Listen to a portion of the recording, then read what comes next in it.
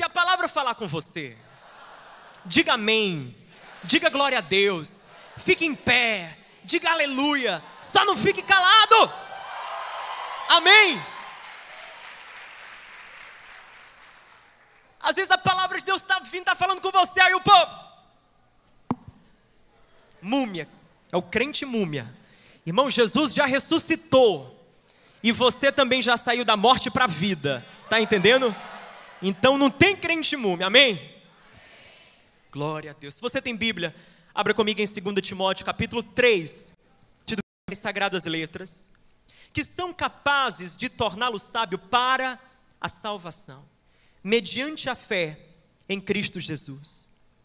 Toda a Escritura, diga comigo, toda a Escritura é inspirada por Deus e útil para o ensino, para a repreensão, para a correção, para a instrução na justiça, para que o homem de Deus e a mulher de Deus também sejam aptos e plenamente preparados para toda boa obra.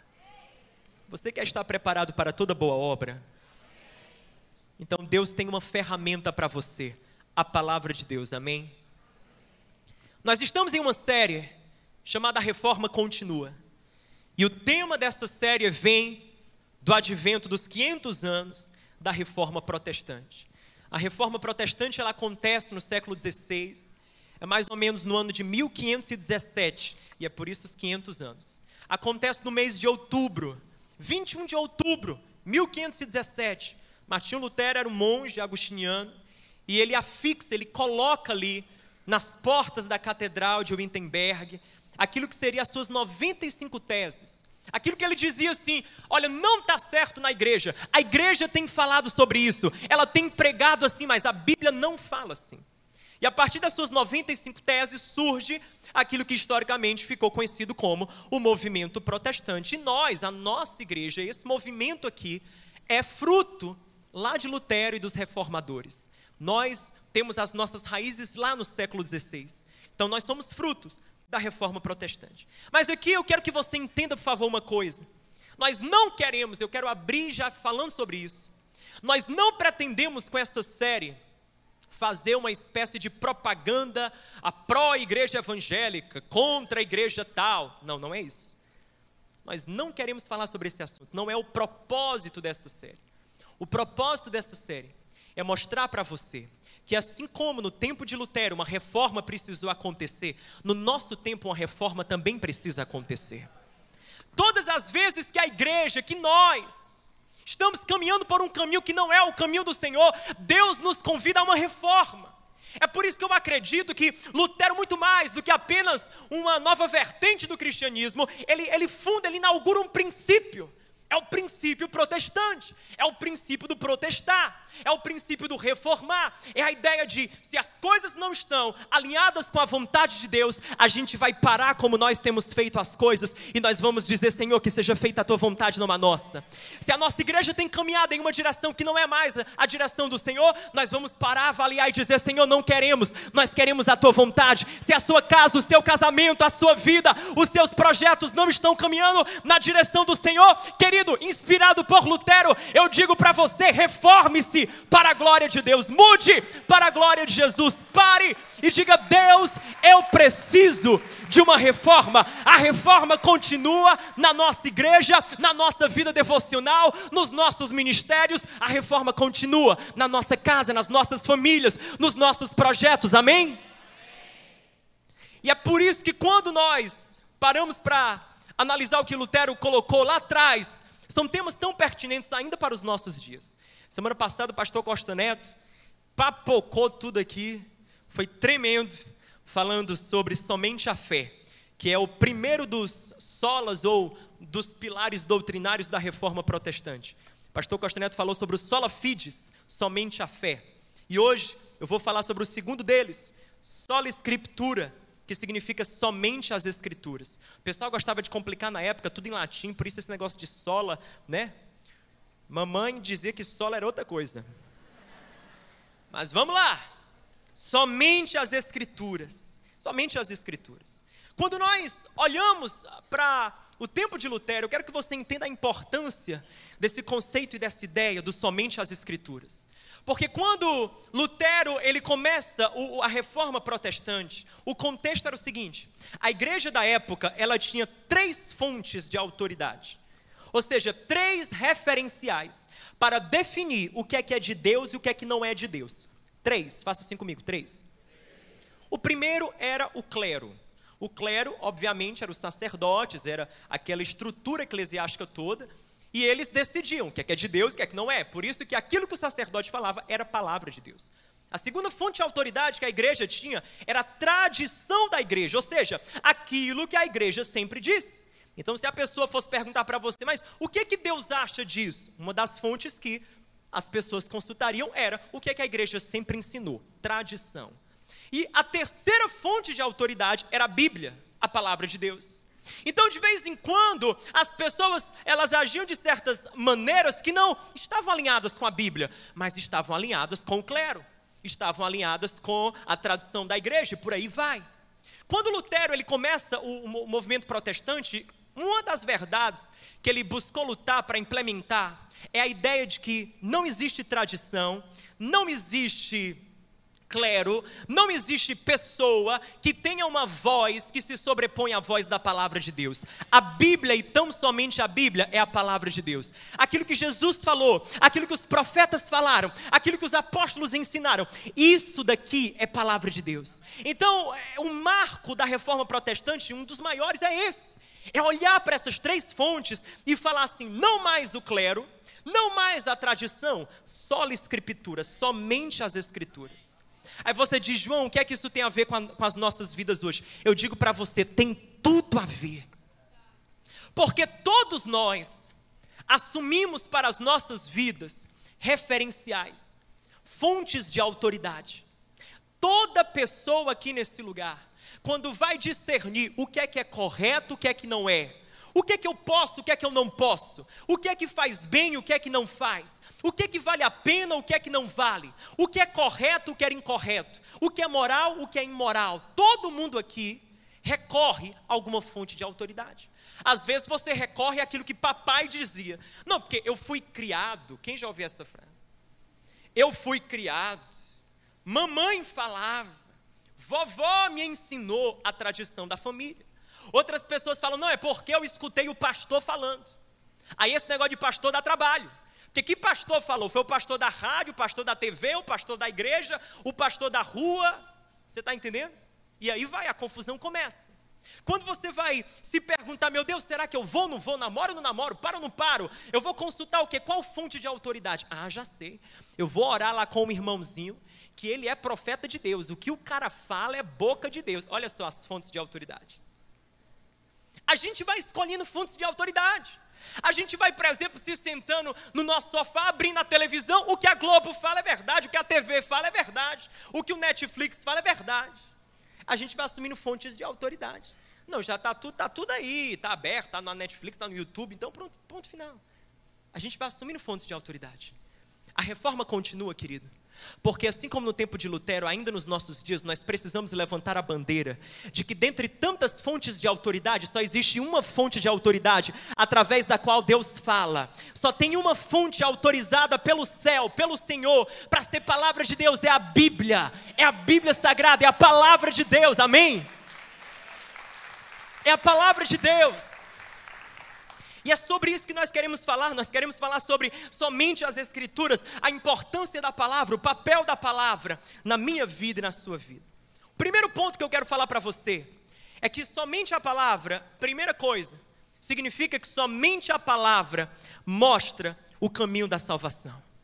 2 Timóteo capítulo 3, versículo 14 e 15, o texto que eu li lá no começo, ele começa dizendo assim, ô Timóteo, permanece nas coisas que você aprendeu, e no versículo 15 ele fala, porque desde criança você conhece as sagradas letras, que são capazes de torná-lo sábio para a salvação.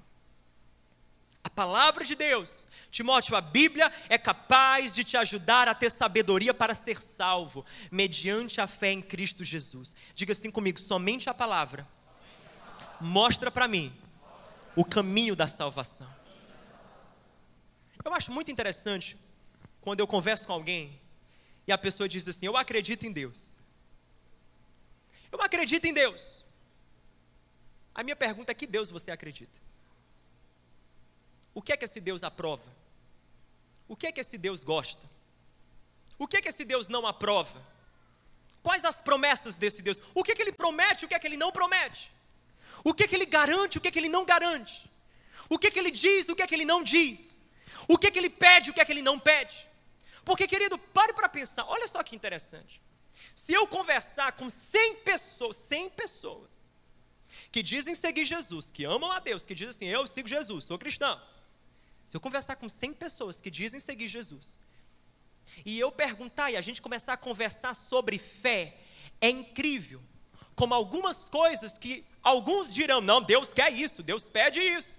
Outros vão dizer: não, Deus não pede isso, Deus não quer isso. Alguns vão dizer: não, Deus exige de mim isso.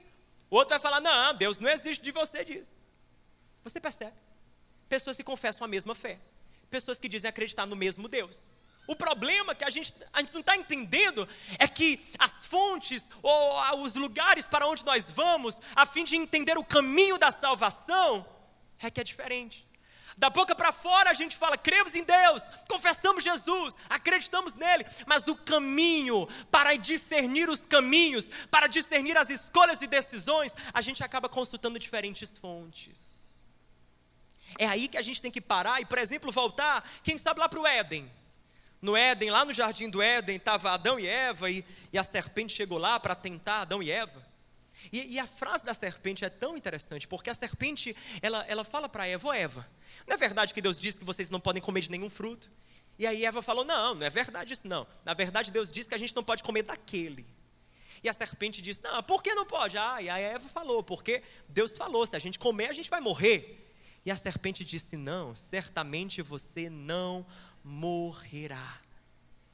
Eva caiu na da serpente, ouviu a serpente, esqueceu de ouvir a Deus. Eu fico me perguntando, quantas vezes a gente ouve certas serpentes na nossa vida? Quantas vezes Deus já falou, Deus já declarou, Deus já apontou o caminho, Deus já disse qual escolha é válida, qual decisão não é válida, mas aí uma serpente chega e sugere para você: não é bem assim, a Bíblia é retrógrada, a Bíblia é coisa do passado. Aliás, até porque esse negócio de acreditar em Bíblia hoje, em faculdade, então dá um trabalho.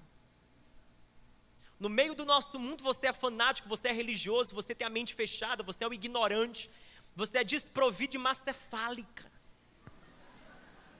Todo tipo de adjetivo que a pessoa possa colocar sobre você, coloca.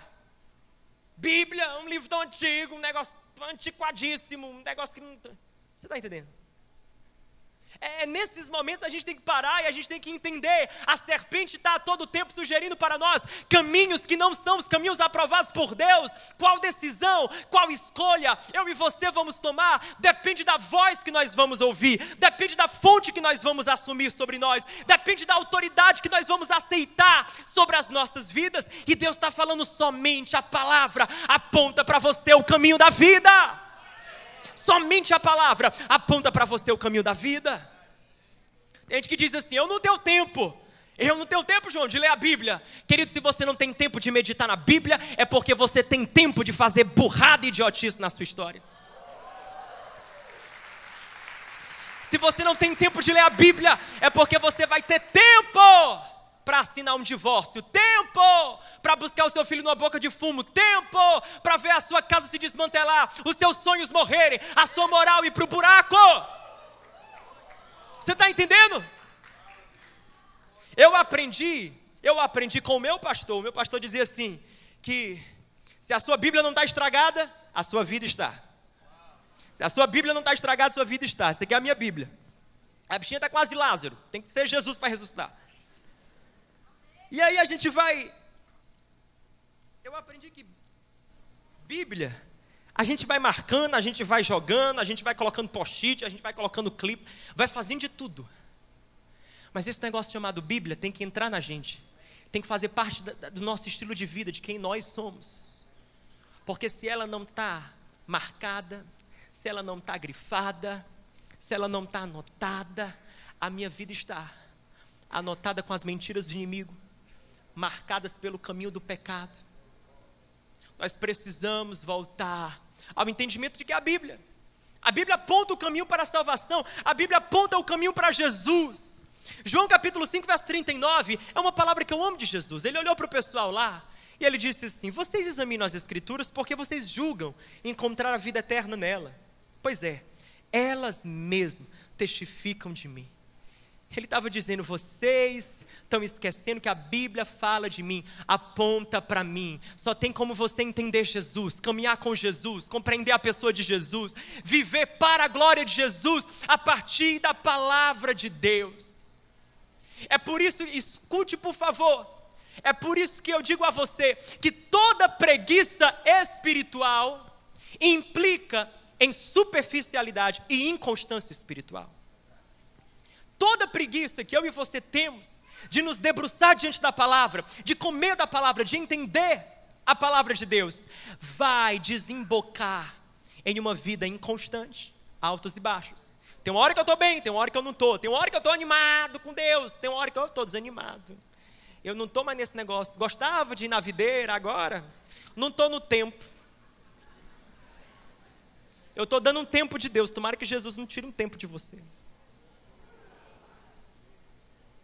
A moda agora ultimamente é tirar um tempo de Deus. E eu fico me perguntando: Senhor, de onde é que vem isso? É simples, a gente se afastou da palavra do Deus vivo. A gente se afastou da voz do Senhor. A gente se afastou daquilo que Jesus fala para nós. Quanto mais distante a gente vai ficando aqui dessa palavra, mais distante nós vamos ficando desse referencial, desse norte, desse farol que ilumina o caminho, e mais perdido a gente vai ficando. Quem sabe você está aqui nesse lugar, Deus te trouxe aqui simplesmente para falar para você: ei, você sabe por que você está perdido? Porque você está no meio de um mar com um farol apagado. Vai para o porto onde o farol está iluminado, o porto da minha palavra, o farol das minhas promessas. Saiba quem você é em Jesus, conheça as promessas de Deus para você, mergulhe na palavra e você encontrará o teu caminho. Volta para Ele. Palavra de Deus aponta o caminho para a salvação. Mas não para por aí. A segunda coisa que eu digo para você é que somente a palavra é soberana. Você pode dizer isso bem forte comigo: somente a palavra é soberana. 2 Timóteo 3,16, versículo 16 do texto que eu li lá no começo, ele diz: toda a escritura é inspirada por Deus e útil para o ensino, para a repreensão, para a correção e para a instrução na justiça. Ou seja, é útil para tudo, meu amigo. Para corrigir, para orientar, para falar, para definir. É útil para absolutamente tudo. Ela é soberana, ela está acima de tudo. Nós vivemos em um tempo, nossa sociedade pós-moderna, onde basicamente uma das características é a inexistência dos absolutos. Ou seja, não há mais verdades absolutas, não há mais verdades inquestionáveis. Aquilo que a gente diz: não, isso daqui é verdade inquestionável, ninguém pode tocar nem mexer, isso aqui é uma verdade, não há mais. Na verdade hoje o que é que existe? Existem as verdades pessoais. Eu acho isso, Lucas, você acha outra coisa, problema seu, a sua vida é uma, a minha outra. Por sinal, não se meta na minha vida, você não tem direito de legislar sobre a minha vida. Olha a confusão. Aí a gente vai e começa a discutir uma série de coisas, e a verdade se diluiu em quê? A verdade se diluiu nos nossos achismos. É o que eu acho, é o que eu penso, é o que eu quero, e ponto final. E é por isso que a nossa sociedade está discutindo tanta coisa como a gente está discutindo por aí. E eu acho interessante a gente tocar em algumas coisas. Eu não quero adentrar, porque eu sei que eu vou pisar em ovos aqui. Eu sei que eu vou entrar num campo minado se eu tocar em algumas coisas. Mas eu sinto no meu coração, algumas coisas a gente precisa começar a discutir e aos poucos entender. A nossa sociedade, por exemplo, vive um tempo onde gênero é uma coisa que você nasce de uma forma, mas pode sentir-se de outra. E isso dá a você a liberdade de ir a espaços e se portar e se posicionar a partir desse outro gênero. Não mais o biológico, mas o chamado sociológico. Eu nasci com corpo homem, mas me sinto mulher. Nasci com corpo mulher, me sinto, porém, um homem. E aí começa essa história toda. Quando eu falo isso, a igreja toda fica assim. Tensão, o que é que ele vai falar? Eu não sou louco, querido, não sou irresponsável. Se preocupe, não. Eu vou deixar a bomba para o pastor Costa Neto, que vai falar sobre. Que ele é o pastor da igreja. Mas sabe o que eu quero falar? Eu quero dizer uma coisa a você. Simples. é que nós vivemos em um tempo onde quando você falar para alguém, cara, eu não acredito nisso, porque o Deus que eu sirvo, e na Bíblia que eu leio, lá está escrito que Deus criou homem e mulher, vão olhar para você e vão dizer assim para você: mente fechada, branco, cheio de, não sei porquê, o povo tem problema com branco, cheio de senso de superioridade, religioso antiquado, é por causa de pessoas como você que o Brasil não avança. O cara te chamou do filho do anticristo. O apocalipse quase começou, e por sua conta. Simplesmente porque você disse não, é porque na minha vida a palavra de Deus é soberana. Você chega, por exemplo, dentro de uma sala da faculdade, e aí a amiga pergunta para você: aquele teu namorado, viu? Uau, o que é aquilo, pelo amor de Deus? Já rolou um negócio, né? Imagina, fala para mim como é que foi. E aí você olha para ela e você diz assim: não, amigo. Como assim? Não rolou. Como não rolou? É o quê? Ah, já sei, doença, né? Não é doença louca, doença é tu, doente mental. Não é doença do corpo. Não, escuta só. Sei porque vocês estão batendo pau. Não é doença, é porque assim, aí você explica, aí você fala para amigos. Explica para amiga. Você diz: Migs, é o seguinte, Migs, vulgo ou popularmente conhecida como amiga, a Beth. Aí você fala para ela: ô amiga, você não está entendendo, é porque eu e o meu namorado, nós servimos a Jesus, nós somos discípulos de Jesus, e por seguir Jesus, a gente assume nas nossas vidas como fonte de autoridade as palavras de Jesus, dos apóstolos e dos profetas, ou seja, a Bíblia Sagrada. E lá na Bíblia, que eu sei que você vai me achar uma louca, porque enfim, a Bíblia, coisa do passado e tal, mas para mim são as palavras que trazem vida eterna. E lá fala que o meu corpo, ele não é apenas matéria, um pedaço de carne qualquer. O de uma vaca talvez seja, o de um cavalo é talvez, o de uma galinha é, e eu até acredito, né? Mas o meu não é, eu sou o santuário do Espírito Santo. E mais uma vez, vão olhar para você e vai falar assim: você, amiga, desculpa comentar, mas eu posso ser sincera? Claro que você pode ser sincera. Você é uma antiquada, retrógrada, branca, do passado. Por causa de você, o Brasil não vai para frente. E as diferenças, enfim. Portanto, eu prefiro pagar mais tributo e pagar menos com a minha vida. Eu prefiro pagar mais tributo em vez de pagar anos na cadeia. Eu prefiro pagar mais tributo, mas durante a minha noite eu coloco a minha cabeça no meu travesseiro e eu sei que cada centavo que entra na minha empresa é bênção de Deus, é bênção do céu. Eu não precisei vender a minha alma para ganhar alguma coisa nessa terra. Porque a palavra é soberana nas nossas vidas. Querido, decida quem ou quem é soberano sobre a sua vida. É a rede social que é soberano sobre a sua vida. É a opinião das pessoas que é soberana sobre a sua vida. É o que papai ou mamãe fala. É o que as amigas dizem. É o que os amigos falam. É o que a TV anuncia. O que é soberano sobre você? Tem gente que quer um certo estilo de vida ou ter um certo estilo de vida. Por quê? Porque a rede social escraviza e diz para ele: você tem que ter, porque se você não tiver, você é um nada, você é um ninguém.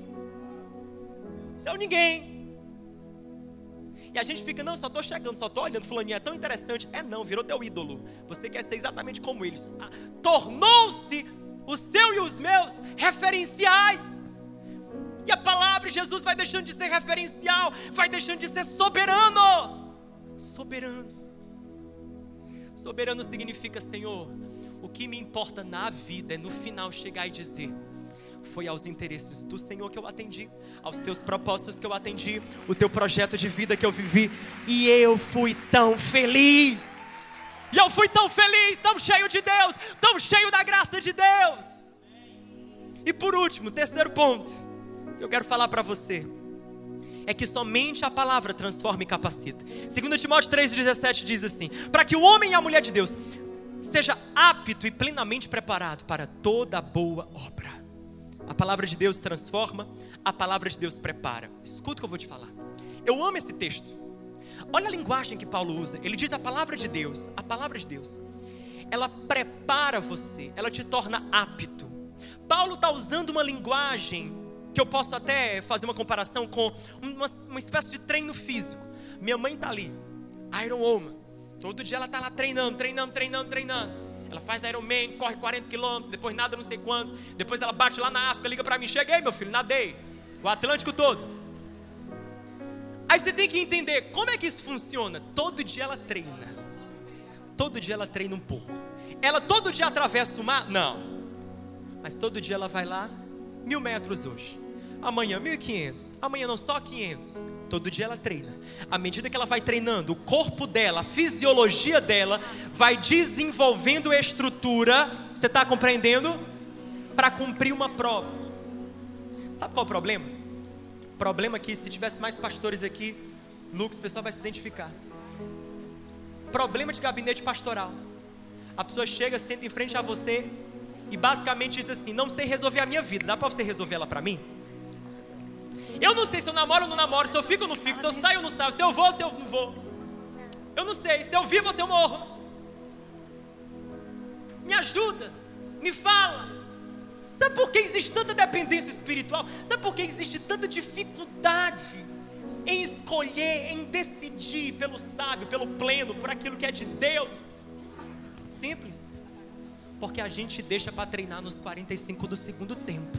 É quando a decisão está diante de você, quando a escolha está diante de você, quando a situação está diante de você, aí no momento da prova diante de você, você quer estar preparado para escolher e decidir, discernir o que é bom, o que não é, o que fazer, o que não fazer, o que falar, o que não falar.